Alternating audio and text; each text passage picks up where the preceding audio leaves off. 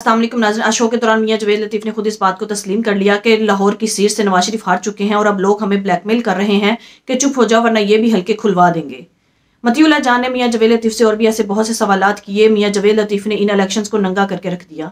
आइए पहले उनकी गुफ्तगू सुनते हैं, फिर इस पर बात करते हैं। अच्छा, आप ये बताएं कि अगर नवाज शरीफ साहब की लाहौर वाली सीट भी चली गई तो फिर क्या होगा? मुझे कुछ कहा गया है लीडरशिप की तरफ से कि अभी खामोश रहो। जब मैंने किसी शख्स से बात की जो इलेक्शन से पहले भी मेरे साथ राब्ते में थे कुछ लोग, मैंने कहा कम से कम यार NA 114 और NA 115 को रिकाउंटिंग ही करा दो। तो उन्होंने फौरी मुझे कहा कि फिर NA 130 का भी कराएंगे। मतलब ब्लैक मेलिंग की इंतहा आप देखें कि ये कोई इलेक्शन, ये किस कोई जगह रह रहे हैं यार। ये इलेक्शन कमीशन का बंदा था वो शख्स, मतलब आप जैसा कोई बाइख्तियार ही होगा ना। लगता है कि ईवान सदर में बैठे आसिफ जरदारी शहबाज शरीफ पर भारी होंगे। अब इलेक्शन के नतायज हमारे सामने हैं और इलेक्शन के नतायज देखकर तो यूँ लगता है कि जमहूरियत तो बेहतरीन इंतकाम है ही, मगर अब की बार तो शायद जमहूरियत से भी बेहतरीन इंतकाम ले लिया गया है। आप क्या कहेंगे? मतीउल्लाह जान साहब बात ठीक कर रहे हैं। बदकिस्मती है इस पाकिस्तान में वोटर्स की और इस सिस्टम पे एतमाद करने वालों के लिए और इससे ख्वाहिश रखने वालों के लिए कि इससे पाकिस्तान के अंदर बेहतरी आएगी, इस सिस्टम से आइन कानून की बालादस्ती से पाकिस्तान के पिसे हुए अवाम के मसाइल हल होंगे। यही इस सिस्टम से उम्मीद होती है जहाँ जहाँ ये सिस्टम है। वो अलग बात है कि हमारे यहाँ हर इलेक्शन के बाद आने वाले इलेक्शन में मसाइल बढ़ते हैं और जिस तरह 2018 के इंतखाबात में हमें शिकायत थी और जो जद्दोजहद हमने की तो ये की जाती थी कि आइंदा आने वाले इंतखाबात कम अज़ कम 2018 से बेहतर होंगे, मगर ऐसा नहीं हो सका। और बदकिस्मत ये है कि वोटर जो है या सिस्टम जो है या सिस्टम को मॉनिटर करने वाले लोग जो हैं, अगर एक दफा कौम पे एतमाद कर लें, आजादाना राय उनको देने दें, तो शायद पाकिस्तान की कोई बेहतरी आ जाए। मगर बदकिस्मती ये है कि इस पाकिस्तान ने जिस से उम्मीद लगाई उसके रास्ते की रुकावटें मजीद बढ़ा दी गई, रुकावटें हटाने की बजाय। तो जैसा भी ये अब हुकूमत आ गई है। आपका जो गिला है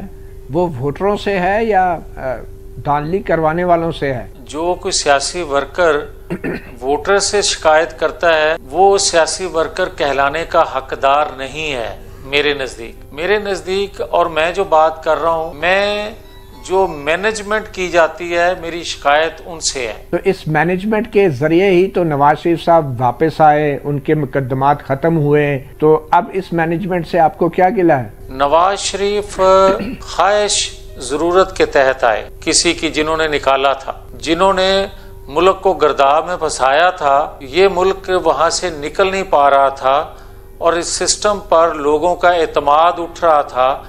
नवाज शरीफ का नाम इस्तेमाल करके इस सिस्टम पे लोगों का एतमाद बहाल करने की कोशिश की गई और नवाज शरीफ साहब इस्तेमाल हो गए। नवाज शरीफ साहब इस्तेमाल हो गए। देखें, जो अभी तक है वो तो इस्तेमाल कर लिया गया इस्तेमाल करने वालों ने, ये था, यहाँ तक तो बात ठीक है। अच्छा, अब आप समझते हैं कि नवाज शरीफ माइनस हो चुके हैं या माइनस किए जा रहे हैं? कोई नजरिया, कभी कोई क़यादत, लीडर जो अवाम के दिलों में बसता हो, उससे वक्ती तौर पे कोई खामोश होकर घर बैठ सकता है, मगर उनको माइनस नहीं किया जा सकता, ये एक हकीकत है। तो क्या मजबूरी थी कि वो वजीर आजम नहीं बने?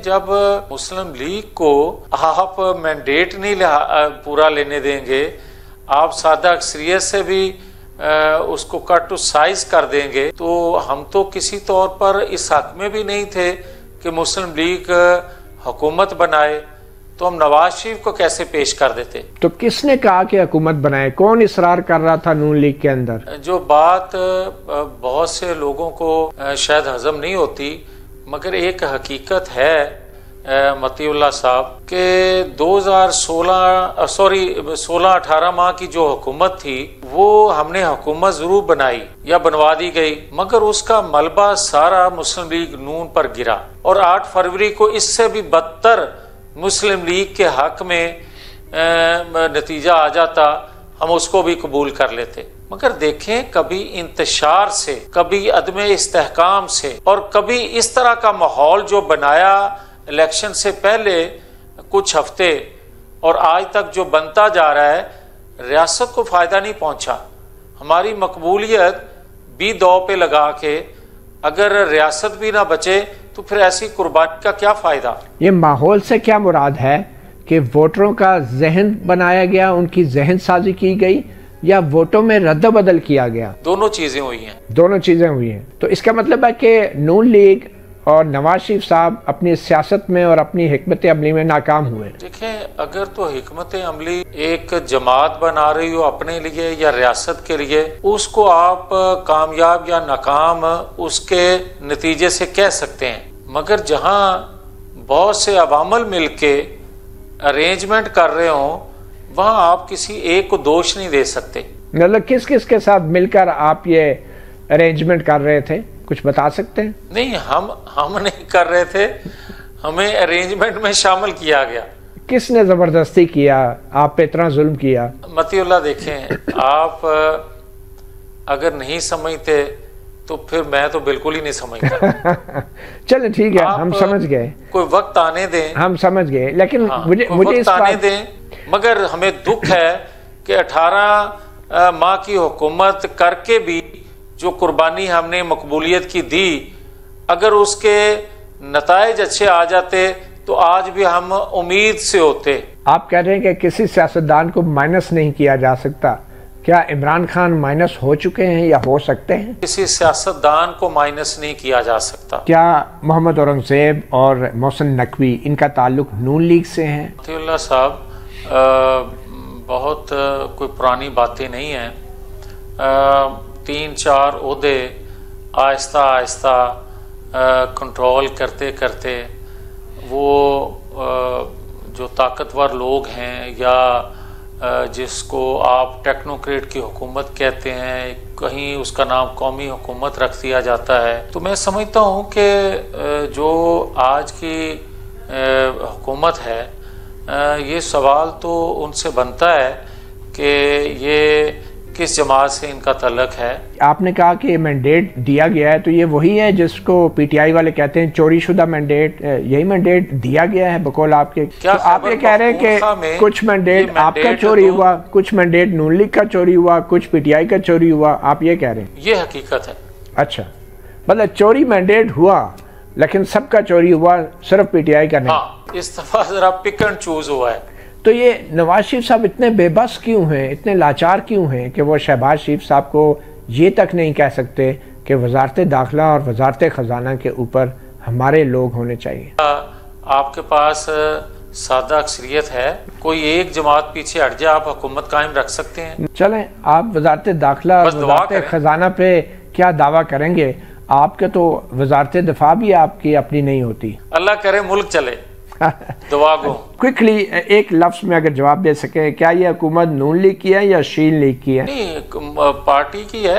आप अंदाजा कीजिए कि नून लीग किस कदर कठपुतली हुकूमत बनाकर बैठी है कि जब ये डिमांड करते हैं कि जिन हलकों में नून लीग के खिलाफ धांधली हुई उन हलकों को खुलवा दिया जाए, तो फिर इन्हें ब्लैकमेल किया जाता है। कहा जाता है कि चुप हो जाओ वरना नवाज शरीफ की लाहौर वाली सीट और वो सीटें जो तुम लोगों ने अवाम के वोट्स पर डाका डालकर जीती हैं वो भी खुलवा देंगे, ये कहकर इन्हें चुप करवा दिया जाता है। नाज़रीन, आप अंदाजा कीजिए, इस बात से ये तो साबित हो गया कि नवाज शरीफ लाहौर वाली सीट से भी हार चुके थे और इन्हें जबरदस्ती जितवाया गया है। अब तो नाज़रीन खुद अपने मुंह से इस बात को तस्लीम करने लग गए हैं। मियां जवेद लतीफ जो हर जगह ये कहते फिरते हैं कि हमारी हुकूमत कठपुतली हुकूमत है और ये हुकूमत कभी भी डिलीवर नहीं कर पाएगी। नाज़रीन, नून लीग भी अब इस बात को तस्लीम करती है कि अवाम के वोट्स पर भरपूर डाका डाला गया और इन इलेक्शंस में दिल खोलकर धांधली की गई है। लेकिन नाज़रीन, अगर नून लीग का भी यही मौक़िफ़ है कि इन इलेक्शंस में धांधली की गई है और इनके अवाम के वोट्स पर डाका डाला गया है और इन्हें धांधली करके जबरदस्ती हराया गया है, तो फिर तो इन्हें इमरान खान के साथ मिलकर इस बात का मुतालबा करना चाहिए, क्योंकि इमरान खान का भी यही कहना है कि अवाम के वोट्स पर डाका डाला गया है और नून लीग का भी अगर यही मौकफ है तो फिर इन्हें पीटीआई के साथ मिलकर मुज़ाकरात करने चाहिए और फिर इन्हें जुडिशल कमीशन की भी डिमांड करनी चाहिए। नून लीग को पीटीआई के साथ मिलकर इन इलेक्शंस के खिलाफ आवाज उठानी चाहिए ताकि इन इलेक्शंस पर साफ शफाफ तहकीकात हो सके, दूध का दूध और पानी का पानी हो जाए। लेकिन नाज़रीन, टीवी पर बैठकर नून लीग भाषण तो दे सकती है, इस तरह की बातें कर सकती है, लेकिन इस पर कोई भी एक्शन लेने को तैयार नहीं।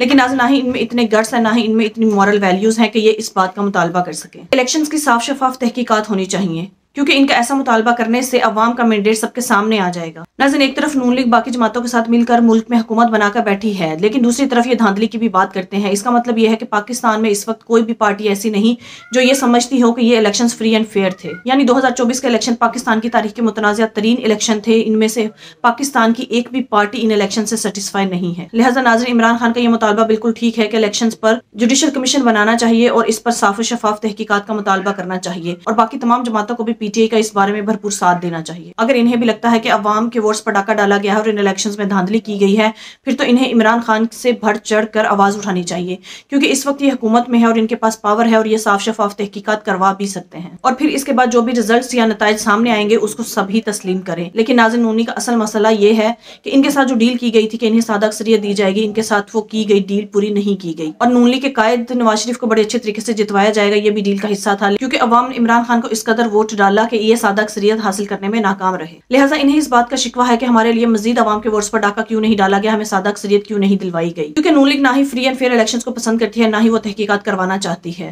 नाज़रीन, आपकी इस बारे में क्या राय है, कमेंट में जरूर बताइएगा। अगली वीडियो में मिलते हैं, तब तक के लिए।